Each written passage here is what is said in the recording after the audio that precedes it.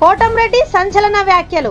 TDP MLA Kotamreddy Sridhar Reddy వైసీపీపై తీవ్ర విమర్శలు చేశారు. వైసీపీ నేతలు వాడిన అసభ్య భాష ఇప్పుడు వారికి తిప్పలు తెచ్చిందని ఆయన అన్నారు. వల్లభనేని వంశీ, కొడాలి నాని తాము చేసిన వ్యాఖ్యలకు మూల్యం చెల్లించుకుంటున్నారని ఆయన అన్నారు.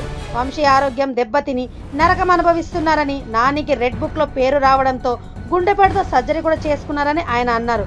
భువనేశ్వరి విషయంలో వంశీ చేసిన వ్యాఖ్యలకు జగన్ ప్రోత్సాహం ఉందని ఆయన ఆరోపించారు. లిక్కర్ స్కామ్ లో జగన్ అరెస్ట్ అయినా, పాత కేసుల్లో బెయిల్ రద్దయినా ప్రజల సానుభూతి రాదని ఆయన స్పష్టం చేశారు. గతంలో కేజ్రీవాల్, జగన్ జైల్లో ఉన్నప్పటికీ ప్రజల మద్దతు రాలేదని ఆయన గుర్తు చేశారు. అసభ్య భాషను జగన్ స్వయంగా ప్రోత్సహించేవారని, తన అనుచరులకు అలా మాట్లాడమని సజ్జల రామకృష్ణారెడ్డి స్క్రిప్ట్ పంపేవారని ఆయన వెల్లడించారు. అమరావతి రైతులపై దాడి చేయాలని కూడా సజ్జలనే సూచించారని ఆయన ఆరోపించారు. మీడియాపై, చంద్రబాబు ఇంటిపై దాడులు జగన్ ప్రేరణతో జరిగాయని ఆయన అన్నారు.